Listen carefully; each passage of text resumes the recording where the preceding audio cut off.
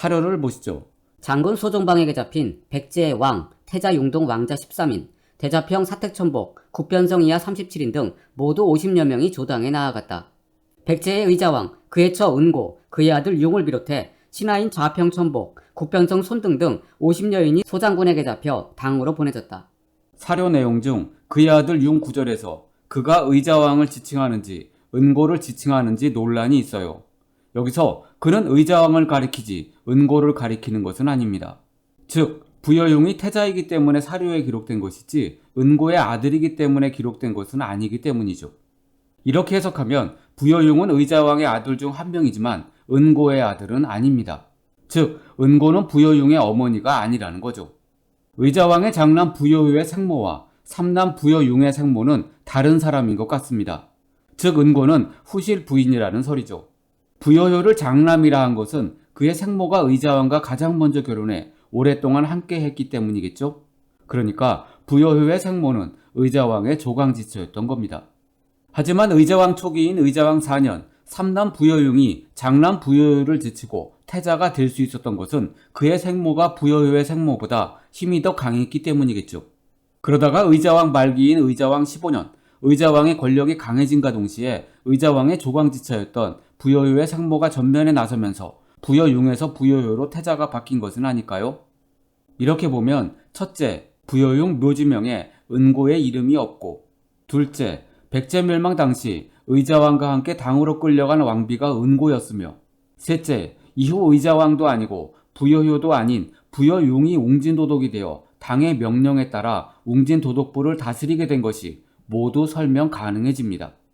또한 넷째, 백제멸망 당시의 정황도 설명 가능하죠. 의자왕과 부여효가 웅진성으로 피신했을 때 사비성을 지키려던 부여태를 부여효의 아들 부여문사가 말리며 항복을 권유했죠.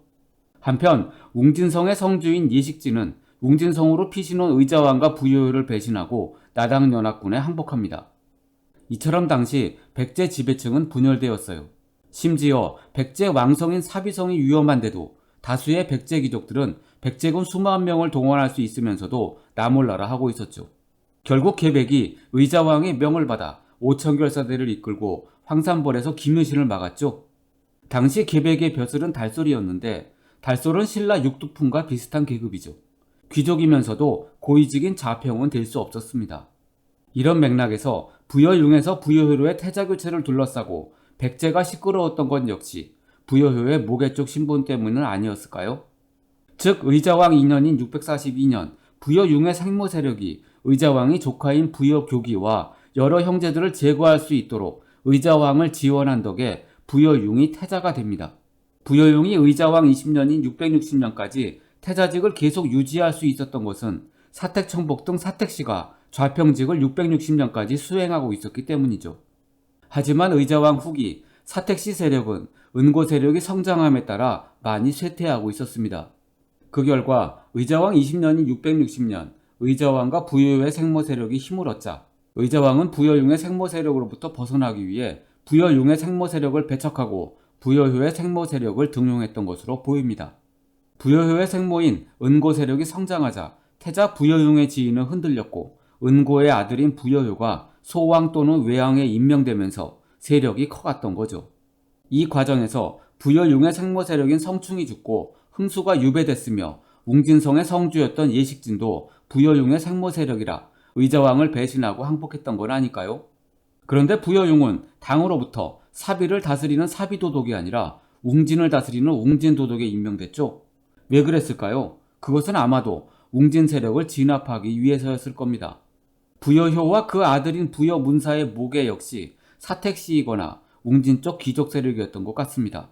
하지만 의자왕이 신분이 천한 조광지처의 아들인 부여효를 태자에 올리자 백제 지배층으로부터 엄청난 저항을 받아 의자왕은 정치력을 거의 소진했으며 또한 백제 멸망 당시 의자왕의 처했던 은고는 의자왕과 태자 부여효와 함께 당으로 끌려갔다는 일본서기 기록도 있습니다. 의자왕의 처이자 부여효의 생모 역시 백제 지배층으로부터 공공의 적으로 지목돼 사서의 요녀로 표현됐던 건 아닐까요? 그러니까 은고는 부여효의 생모며 의자왕의 조강지처이자 요녀였다고 볼 수 있어요. 즉 은고는 부여효의 생모며 의자왕의 조강지처로 추정됩니다. 백제가 망한 뒤 의자왕과 함께 당으로 끌려간 그의 처 은고의 정체에 대해서는 여러 설이 있어요. 과연 중국 측 사료인 대당평 백제국 비문과 일본 측 사료인 일본서기에 등장하는 은고, 그리고 우리 측 사료인 해상 잠록과 조선 상고사에 등장하는 금화가 백제 멸망의 원흉 가운데 한 명일까요? 한중일 사료에서 공통적으로 등장하는 요녀는 은고일까요? 아니면 다른 여인일까요? 하지만 이 설 역시 문제점이 존재합니다. 백제 멸망 당시 중국과 일본의 기록을 보시죠. 왕 부여의자 및 태자용, 외왕 여효로부터 13인, 그리고 대수령 대자평, 사타천복 국변성 이하 70여인을 붙잡아갔다. 중국 측 기록인 당평백제국비에서 부여효가 아닌 부여용을 태자로 기록하고 있죠.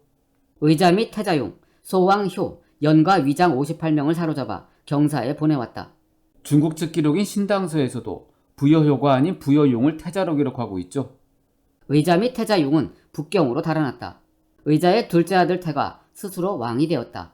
적손인 문사가 말하길 여기서도 부여효가 아닌 부여용을 태자로 기록하고 있죠. 의자가 태자용과 함께 북쪽 변방으로 도망치니 소정방이 이를 포위했다. 여기서도 부여효가 아닌 부여용을 태자로 기록하고 있죠. 왕 부여의자 및 태자용, 좌평 솔 이하 700여인. 당유인원 기공비에서도 부여효가 아닌 부여용을 태자로 기록하고 있죠. 소정방이 백제왕 의자와 태자숭을 포로로 잡아왔다. 당회여에서도 부여효가 아닌 부여용을 태자로 기록하고 있죠.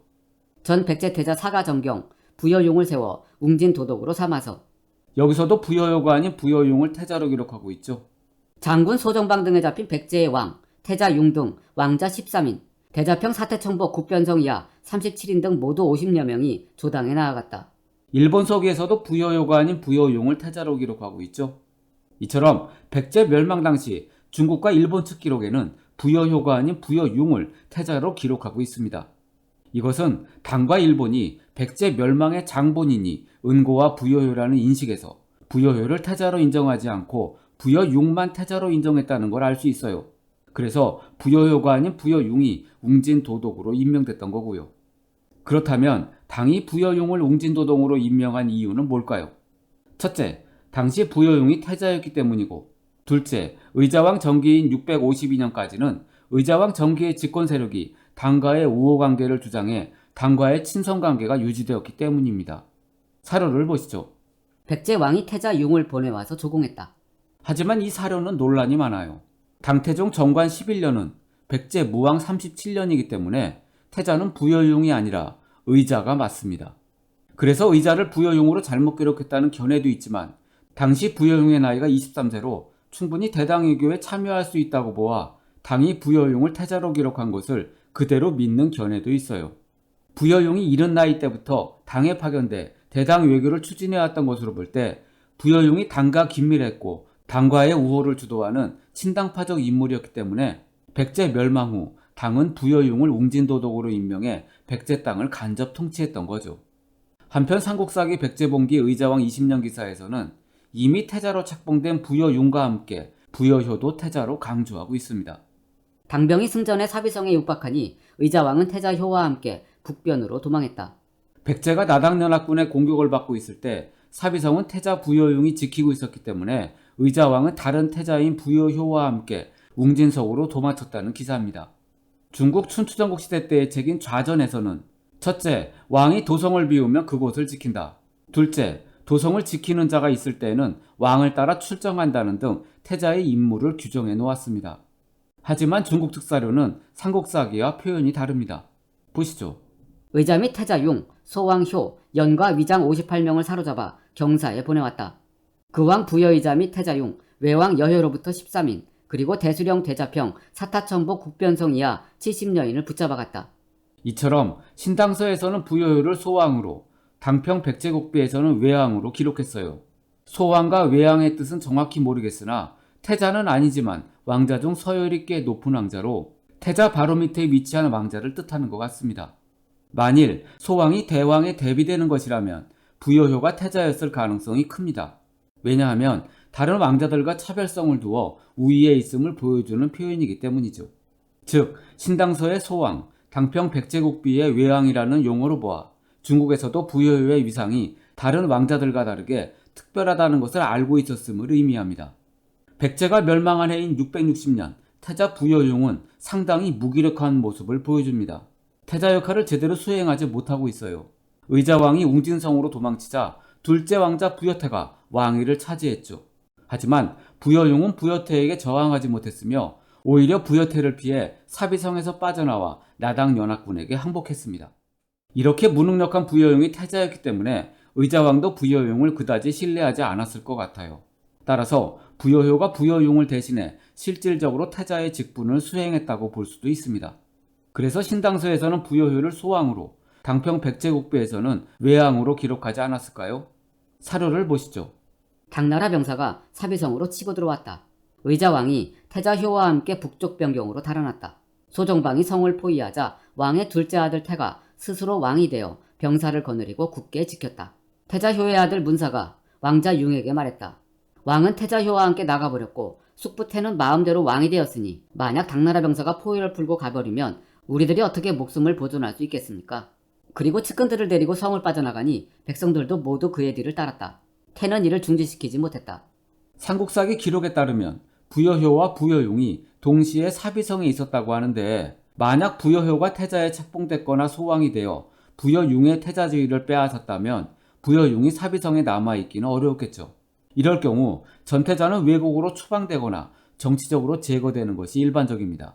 그렇다면 왜 삼국사기에서 백제 말의 태자를 부여효로 기록했는지 정확한 이유를 알기는 어렵지만 두 가지 가능성을 생각해 볼 수 있습니다. 삼국사기의 백제 멸망기 기록은 매우 신빙성 있는 사료입니다. 하지만 삼국사기는 고의 또는 착오로 부여용의 태자 경력을 누락시키고 있어요. 첫째, 고의적인 누락입니다. 부여효를 태자로 기록한 신라의 사서를 중국 사서보다 더욱 신뢰해 부여용의 태자 기록은 삭제하고 부여효를 태자로 기록했을 가능성이 있습니다. 백제 멸망 후 백제에 전해오던 기록들을 신라가 정리해 기록했고 그것이 고려 초의 구삼국사를 거쳐 고려 중기의 삼국사기에 남게 된 것 아닐까요? 이것이 맞다면 삼국사기 백제본기 의자왕조의 기록은 신라의 입장이 많이 반영됐을 겁니다. 당시 신라는 백제 의자왕의 공격으로 대하성이 함락되고 김춘추의 사이 김품석과 딸 고타소랑이 죽은 것에 대해 엄청나게 큰 원한을 갖고 있었죠. 또한 부여용은 백제 멸망 후 당의 웅진도독에 임명되어 신라와 끝까지 싸웠기 때문에 그에 대한 인식도 부정적이었을 겁니다. 게다가 665년 8월 당나라 당수 유인계가 조선에 웅진성 취리산에서 부여용이 백제를 대표해 신라 문무왕과 친선을 다지는 취리산 회맹을 맺었기 때문에 의자왕 사후 부여용이 백제를 대표하는 인물로 상징화되는 것을 막을 의도도 있었던 것으로 보입니다. 그래서 삼국사기가 의도적으로 부여효를 태자로 기록했던 것 아닐까요? 백제에 대한 신라의 원한은 실제 다른 사료 기록에서도 찾아볼 수 있어요. 사료를 보시죠. 범민이 부여용을 말 앞에 꿇어앉히고 얼굴에 침을 뱉으며 꾸짖어 말하기를 예전에 너의 아비가 나의 누이를 죽여서 그 일로 나에게 20년 동안이나 마음을 아프게 했는데 오늘 너의 목숨은 내 손안에 있구나. 의자왕이 항복한 후 신라태자 김범민, 훗날 문무왕이 부여용을 말 앞에 꿇어앉힌 채 얼굴에 침을 뱉으며 모욕을 준 기록입니다. 다음 기록도 보시죠. 7년 660년 8월 주연을 베풀어 장수와 병사들을 위로했다. 왕과 소정방 및 여러 장수들은 대청마루 위에 앉고 의자왕과 그 아들 부여용은 대청마루 아래에 앉혀서 때로 의자왕으로 하여금 수를 따르게 하니 백제, 좌평 등 여러 신하들이 목이 메어 울지 않는 사람이 없었다. 나당연합군의 승전 축하연에서 부여용이 의자왕과 함께 당하에 앉아 굴욕을 겪은 기록이죠. 분명히 삼국사기에 태자로 기록된 부여효도 의자왕 부여용과 함께 포로로 잡혔을 텐데 태자 부여효는 온데간데 없고 부여용과 의자왕만 굴욕을 겪고 있습니다. 따라서 삼국사기 기록처럼 당시 태자가 부여였다고 하기는 어렵고 실제로는 의자왕과 함께 여러 굴욕을 겪고 있는 부여용이 태자가 아니었을까요? 즉 백제 멸망 당시 태자는 부여용이었지만 사실상 권력이 약했기 때문에 외왕 또는 소왕이었던 부여효가 실질적으로 태자 역할을 하지 않았을까요? 둘째, 착오로 인한 누락입니다. 중국 사서의 부여용을 태자로 부여효를 외왕 또는 소왕으로 기록한 것이 삼국사기 편찬자들에게 혼란을 주었을 가능성도 있어요. 당시 역사가들은 중국 사서에 기록된 태자와 소왕을 어떻게 인식해야 할지 난감했을 겁니다. 결국 삼국사기 편찬자들은 소왕을 태자보다 높은 지위로 생각해 소왕 부여효가 실권을 장악했다고 보고 부여효를 태자로 기록했던 것 같아요. 복수태자설은 의자왕 때 태자가 다수 존재했다는 설로서 일본 학계의 견해입니다. 그 근거 사료는 이해에 백제의 태자 여풍이 꿀벌 둥지 4개를 3년산에 풀어 사육했다. 3월 경신 초하루 백제왕 의자가 왕자 풍장을 들여보내 볼모로 삼았다. 여기서 여풍과 풍장은 의자왕의 아들 부여풍을 가리킨다는 설이죠. 즉 부여풍이 일본으로 건너간 뒤 태자가 부여융으로 교체됐다는 설입니다. 다시 말해 일본에는 부여풍이 태자로, 백제에는 부여융이 태자로 남아 동시대의 태자가 복수로 존재했다는 거죠. 그래서 660년 백제 멸망 후 복신과 도침이 백제 부흥운동을 일으켰을 때 일본에 있던 부여풍은 일본 원군을 태운 170여 척의 배를 이끌고 귀국해 풍왕이 되었다가 663년 내부 분열과 백강전투에 패한 뒤 고구려로 만명합니다. 따라서 백제 멸망을 의자왕이 항복한 660년이 아니라 풍왕의 통치가 끝나는 663년이라고 주장하는 설이죠. 하지만 부여풍이 누구의 아들이냐에 대해서는 논란이 있어요. 대체로 부여풍을 한국 학계에서는 무왕의 아들로 보지만 일본 학계에서는 의자왕의 아들로 봅니다.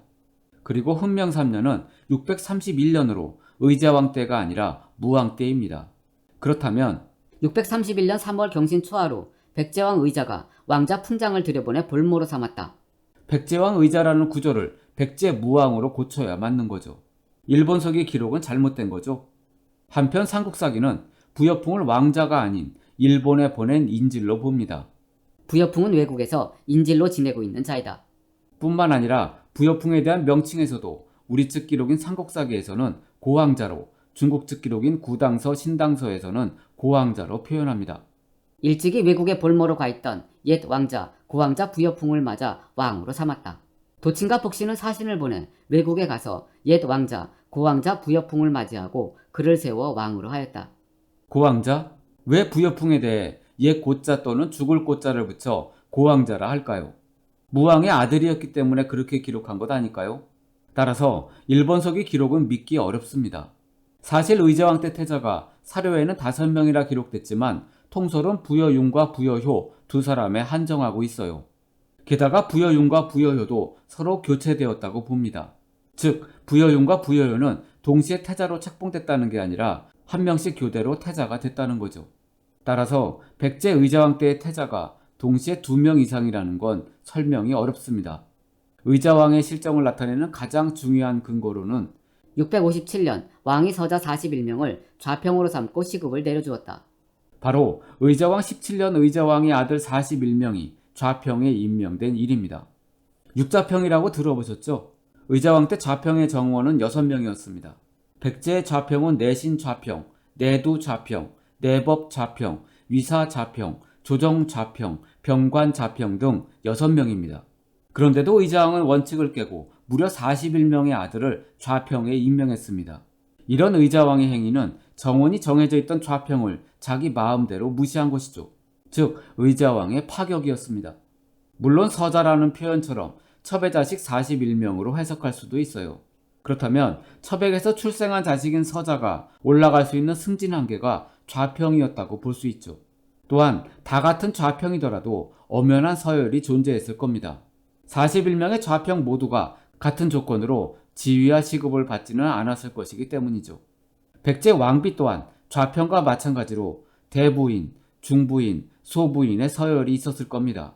태자 역시 마찬가지였겠죠. 즉 좌평이나 왕비에게 서열이 있었듯이 태자도 자신의 신분에 따라 서열이 매겨졌을 겁니다. 하지만 만일 태자 책봉에 있어서도 서자들의 좌평 임명 때와 같은 의자왕의 파격이 발휘된다면 태자가 2명 이상인 복수태자설도 가능하지 않았을까요? 또한 부여강신도 의자왕의 태자였다는 설이 있어요.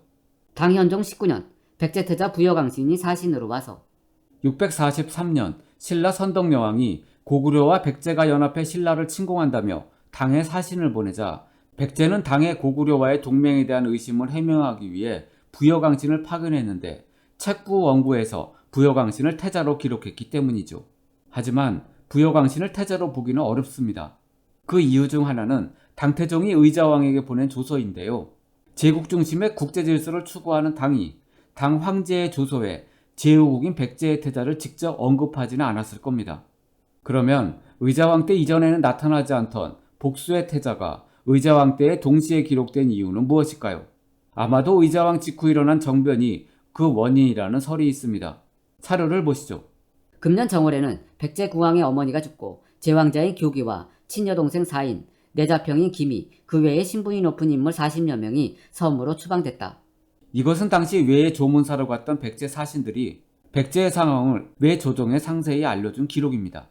하지만 이 사건은 삼국사기나 삼국유사에는 단 한 줄의 기록도 없어요. 의자왕은 장자임에도 부여풍과 같은 이복 형제들이 왕위를 두고 경쟁했기 때문에 태자 책봉 과정부터 상당한 어려움을 겪었습니다.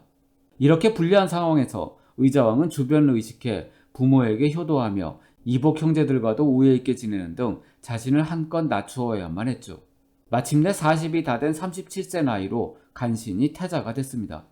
이렇게 천신만고 끝에 태자가 됐던 의자왕이 의자왕 2년인 642년 즉위하자마자 정변을 일으킨 사실은 왕이 된 후에도 여러 세력들과의 경쟁과 견제가 심각했음을 보여줍니다. 그만큼 왕위 계승이 불안정했고 즉위 후에도 의자왕의 왕권이 안정되지 못했던 것이죠. 즉위 초 의자왕의 정변은 의자왕이 귀족 중심 정치 체제에서 벗어나 자신의 직계 중심으로 정치하겠다는 의지였습니다. 그래서 의자왕은 일찌감치 태자를 복수로 둠으로써 자신이 겪었던 왕위 계승 분쟁을 반복하지 않으려 한 것은 아닐까요? 의자왕 4년인 644년 부여융의 태자 책봉이나 의자왕 5년인 645년 부여강신이 태자로서 당의 사신으로 간 것은 이러한 정치적 결과였던 것 같아요. 이후부터 10년 동안 의자왕의 통치는 안정됩니다. 하지만 의자왕 15년인 655년부터 백제의 내부 사정은 급속히 변해가죠. 흔히 의자왕 15년을 기준으로 의자왕 전기와 후기로 나눠요. 의자왕 15년 665년을 기준으로 의자왕의 통치가 전혀 다른 모습을 보이기 때문에 의자왕의 통치를 시기별로 나눌 때 기준점이 되는 거죠. 그렇다면 의자왕 4년에 태자로 임명되었던 부여융이 태자로서의 실질적인 지위를 상실한 시기는 언제였을까요? 아마도 의자왕 15년 무렵이었을 겁니다.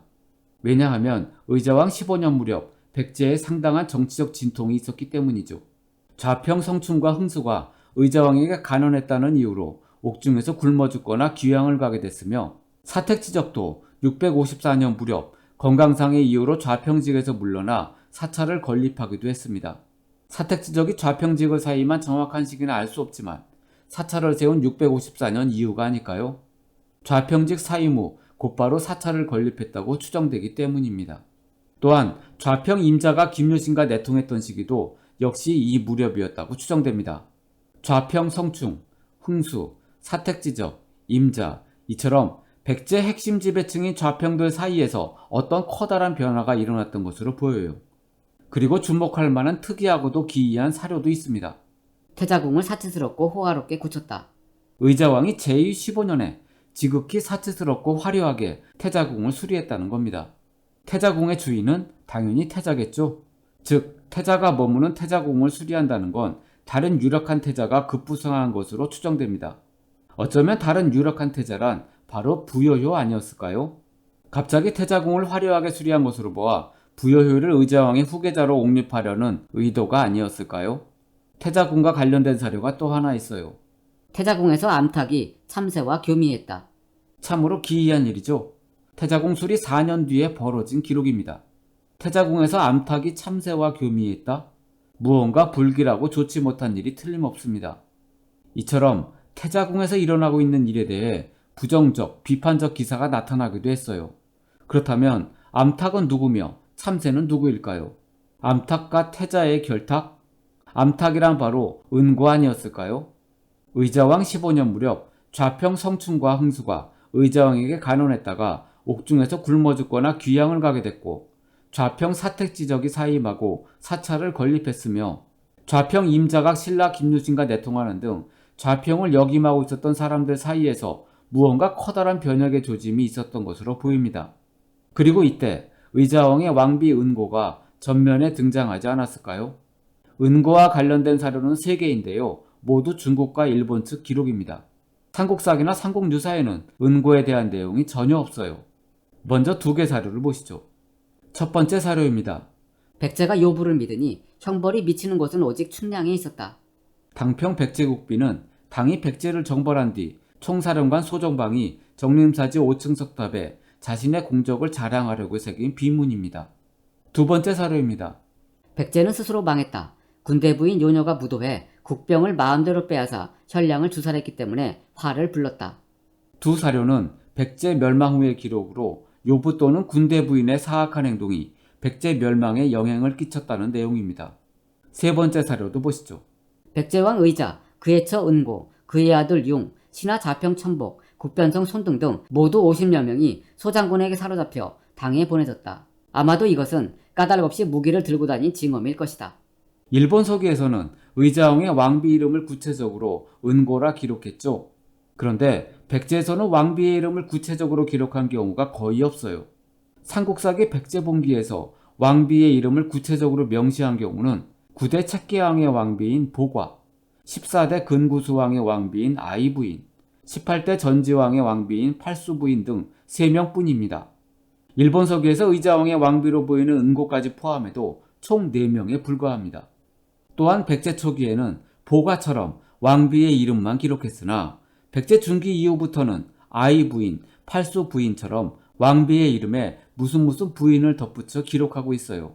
그렇다면 백제 후기 의자왕의 경우도 사서에 왕비 이름 대신 무슨 부인으로 기록되어야 하지 않을까요?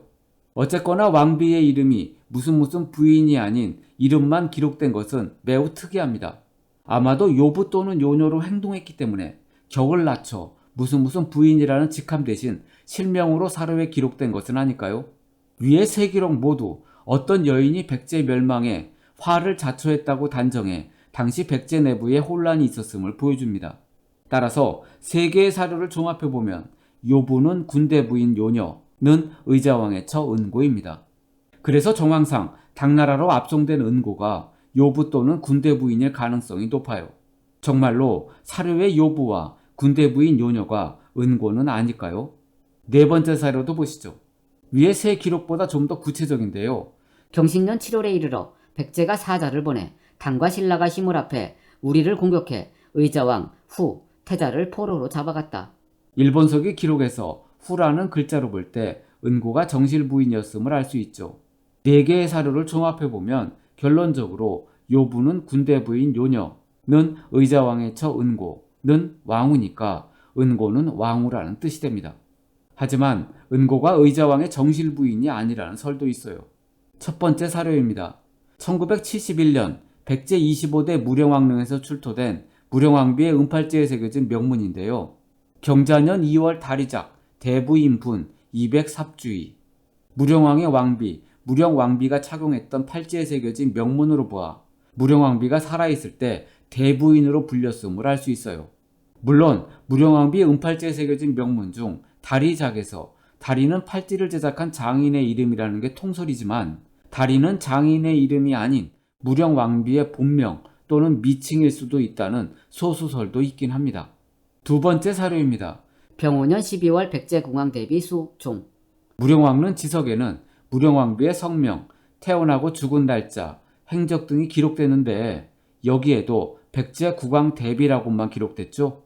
즉 25대 무령왕비의 이름 대신 무슨 대비로만 기록됐어요. 그렇다면 31대 의자왕 왕비의 이름도 무슨 부인으로 기록되어야 하지 않을까요? 따라서 은고라는 실명으로 기록한 것은 의도적인 것으로 은고가 의자왕의 첫 번째 정실왕비가 아닐 수도 있다는 겁니다. 세 번째 사료입니다. 이해에 고구려에 대란이 있었다. 무릇 싸우다 죽은 자가 2천여 명이었다. 고구려에서 정월 병호에 중부인의 아들을 왕으로 세웠다. 나이가 8살이었다. 박왕에게는 3명의 부인이 있었다. 정부인에게는 아들이 없었다. 중부인이 세자를 낳았다. 그의 외할아버지가 추군이었다. 소부인도 아들을 낳았다. 그의 외할아버지는 세군이었다. 박왕이 병에 걸려 위독해지자 세군과 추군이 각각 부인이 낳은 아들을 즉위시키고자 하였다. 그래서 세군 측에서 죽은 자가 2천여 명이었다. 이처럼 고구려에서 일어난 후궁의 날을 기록한 일본 서기에는 고구려의 정부인, 중부인, 소부인이 있었다고 기록했어요. 고구려의 후예인 백제에도 정실 부인인 정부인 아래에 후실 부인인 중부인과 소부인이 있었다는 겁니다. 그렇다면 은고는 정실 부인이 아니라 후실 부인일 가능성도 있어요. 네 번째 사료도 보시죠. 657년 왕의 서자 41명에게 좌평 벼슬과 시급을 내렸다. 의자왕은 서자만 41명이나 두었다고 하죠. 기록에 나오지 않았을 어린 아들까지 포함해 의자왕의 아들은 총 50명 이상이며 딸도 아들과 비슷한 수로 태어났다고 가정하면 의자왕의 자녀 수는 80에서 100명 정도 될 겁니다. 한국 역사상 자녀 수가 가장 많은 왕이 되는 거죠. 이처럼 기록상으로 의자왕은 상당히 많은 아들을 두었어요. 한 명의 왕비가 이렇게나 많은 자녀를 낳는 것은 불가능합니다. 따라서 의자왕의 왕비는 여러 명이었다고 추정할 수 있죠. 은고 또한 여러 명의 왕비들 중 한 명이었을 겁니다. 의자왕 후기, 왕비 은고가 새로운 정치 세력으로 등장하고 있어요. 그렇다면 은고와 은고 세력은 과연 누구일까요? 기록에 따르면 은고와 은고 세력은 의자왕의 신임을 받아 무도하여 마음대로 권력을 빼앗고 현량한 신하를 죽이기도 하는 등 의자왕의 비호 아래 백제의 충신들을 마구 처벌하고 있습니다. 이처럼 655년 무렵에는 의자왕과 은고 세력이 정계를 장악하고 있었다는 뜻도 되죠. 의자왕 15년 무렵 은고 세력에 의해 처벌받은 직신과 충량한 신하는 성충, 흥수, 사택지적, 임자 등의 좌평 세력이었음이 분명합니다. 즉 좌평 세력이 의자왕의 비호를 받은 은고 세력에게 정치적으로 밀리고 있다는 겁니다. 그러니까 의자왕의 신임을 받으면서 좌평 세력과 대립했던 세력이 바로 은고 세력이라 할 수 있죠. 그렇다면 의자왕의 신임을 받고 있던 은고 세력은 어떤 세력이었을까요? 아마도 좌평 밑에 30여 명만 역임할 수 있었던 달솔, 즉 지방 귀족 계급이었을 겁니다. 처자식을 죽이고 황산번 전투에서 장렬히 전사했던 계백과 백제를 배신하고 당나라 장수로 활동했다가 뛰쳐나와 백제 부흥운동에 가담한 흑지상지, 두 사람 모두 좌평까지 승진하지 못한 달솔 계급이었죠. 이러한 달솔 계급은 좌평 계급의 상당한 경쟁심과 불만을 느끼면서 자신들의 정치적 영향력을 확대하기 위해 의자왕과 밀접한 관계를 유지했던 것 같습니다. 그래서 은고 세력은 좌평으로 승진하지 못해 신라 육두폰처럼 신분제의 모순에 대해 불만이 많았던 달솔 계급이 아니었을까 생각됩니다. 그렇다면 부여효와 은고는 대체 어떤 관계일까요? 의자왕 4년인 644년 부여용이 왜 태자가 되었는지 살펴봐야 합니다. 부여용의 태자 책봉 기록은 삼국사기 백제봉기의 여느 태자 책봉 기록과 다른 점이 한 가지 있어요. 의자왕 초기의 사료를 다시 보시죠. 왕자 용을 세워 태자로 삼고 대사하였다. 부여용의 태자 책봉 기사를 보면 왕자 용을 세워 용이 왕자로 기록됐죠. 용을 원자가 아닌 왕자로 기록했어요. 그렇다면 삼국사기 다른 기록은 어떨까요? 삼국사기에서 태자로 책봉된 백제 왕자들을 어떻게 표현하고 있는지 관련 사료를 보면 다음과 같습니다. 삼국사기 백제봉기에서 태자를 책봉한 기록은 의자왕을 제외하고 5왕의 사례가 있습니다. 첫째, 온조왕의 원자 다루의 태자 책봉. 원자 다루를 세워 태자로 삼았다. 둘째, 다루왕의 원자 기루의 태자 책봉. 원자 기루를 세워 태자로 삼았다. 셋째, 아신왕의 원자 전지의 태자 책봉. 원자 전지를 세워 태자로 삼았다. 넷째, 문주왕의 장자 삼근의 태자 책봉. 장자 3근을 책봉해 태자로 삼았다. 다섯째, 무왕의 원자 의자의 태자 책봉 원자 의자를 책봉해 태자로 삼았다. 등입니다. 태자로 책봉된 백제 왕자들은 모두 원자 또는 장자로 표현되었죠. 의자왕 이전 왕들의 태자 책봉과 의자왕의 태자 책봉이 다른 점은 이전 왕들의 태자 책봉은 모두 원자 또는 장자를 태자로 삼았다는 겁니다. 그런데 원자와 장자는 모두 맏아들이란 뜻이지만 완전히 똑같은 용어는 아닙니다. 약간의 차이가 있어요. 원자는 정비소생의 적장자라는 의미가 분명하지만 장자는 여러 왕자 중 출생 순서가 가장 빠른 맏아들이란 뜻이지만 반드시 정비소생인지 여부는 알 수 없습니다. 후궁소생의 아들도 장자가 될 수 있어요. 이렇게 본다면 부여용이 원자나 장자가 아닌 왕자로 기록된 것은 그가 의자왕의 맏아들이 아니었음을 의미합니다. 왕조 국가였던 신라와 백제 등 삼국과 고려는 맏아들을 원자와 장자로까지 구분했습니다. 따라서 의자왕은 맏아들이 아닌 왕자 융을 태자로 책봉한 것으로 보입니다. 의자왕 후기의 사료가 이것을 입증하죠. 소정방이 의자왕 및 태자효, 왕자태, 융, 연 및 대신 장수 88명과 백성 12,807명을 당경으로 보냈다. 이 사료에서 부여용은 부여효와 부여태의 아래 서열이죠. 의자왕의 아들들을 출생 서열에 따라 효, 태, 융, 연의 순서로 기록한 것 같습니다. 즉 의자왕의 원자는 부여효라는 것을 알 수 있죠. 또한 삼국사기 기록은 일관되게 의자왕의 맏아들은 부여효로 인식했습니다. 소정방이 의자왕 및 태자효, 왕자태, 융, 연 및 대신 장수 88명과 백성 12,807명을 당경으로 보냈다. 삼국사기에 기록된 의자왕 왕자들의 순서는 공식적인 서열인 왕, 태자, 왕자 순서로 기록했기에 그 신뢰성이 높다 할 수 있습니다. 그렇다면 부여용이 의자왕의 셋째 아들일까요? 삼국사기에는 부여용이 세 번째로 기록돼 의자왕의 삼남으로 생각되지만 부여용을 무조건 의자왕의 삼남이라고 단정할 근거는 확실치 않아요. 따라서 부여용은 의자왕의 삼남일 수도 있고 아닐 수도 있습니다. 또한 태자 부여효는 삼국사기 백제본기에서 의자왕 말년에만 기록이 나타납니다. 은고 역시 의자왕 말년에만 기록이 보이죠. 그렇다면 부여효와 은고의 연관성을 상정할 수 있지 않을까요? 의자왕 4년 644년에 태자로 책봉된 부여용의 어머니와 삼국사기 백제본기 의자왕 20년 660년에만 기록이 보이는 부여효의 어머니가 다르다고 보는 것이 학계의 통설입니다.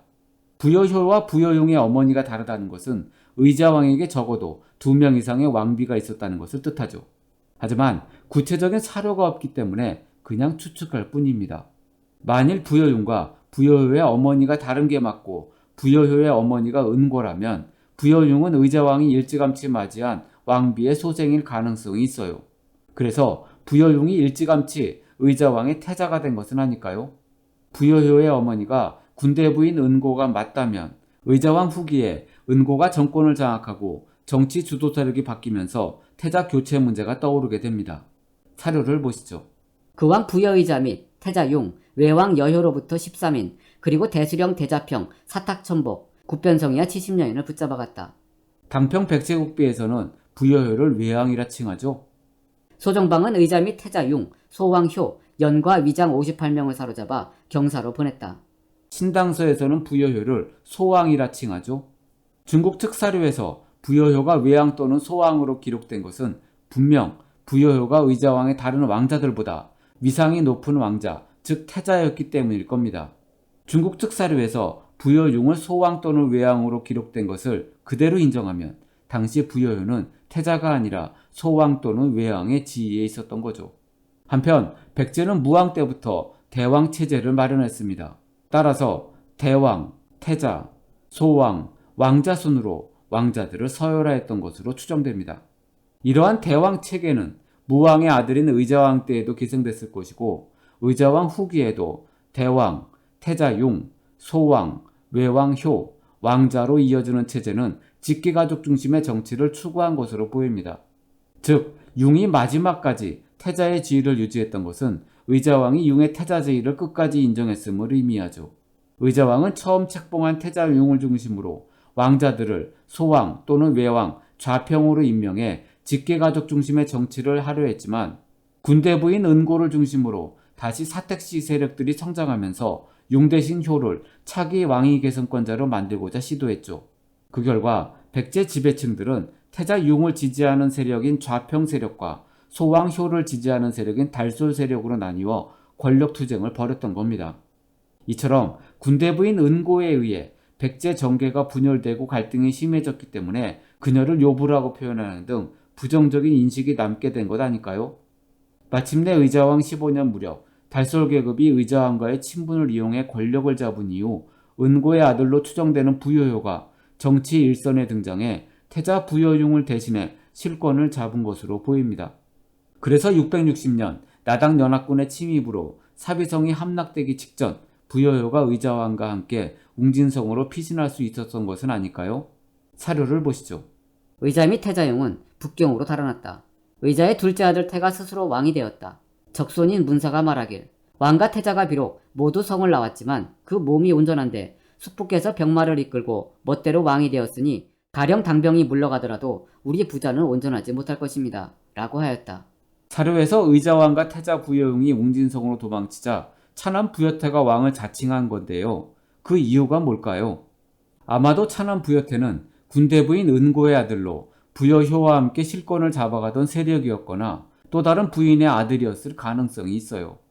부여태, 부여효와 어머니 쪽 세력이 다른 태자 부여융은 이미 자신의 세력이 약화된 상황이었으며 당과 싸우자는 주전파가 아니라 당과 화해하자는 강화파였기 때문에 당과 적극적으로 싸우진 않았을 겁니다. 그러자 주전파였던 부여태가 대당항전을 주장하면서 자립했던 것 아닐까요? 여기서 자립했다는 것은 독립했다, 홀로 서기 했다는 뜻으로 부여태가 마음대로 사비성의 방어권을 빼앗았다는 뜻입니다. 원래 의자왕과 부여효가 웅진성으로 피신하면서 부여효의 아들 문사에게 사비성 방어 책임을 맡겼던 겁니다. 그런데 부여태가 자립해 왕이 되자 신변의 위협을 느낀 문사가 반발해 아버지 부여융을 설득해서 항복했던 것이죠.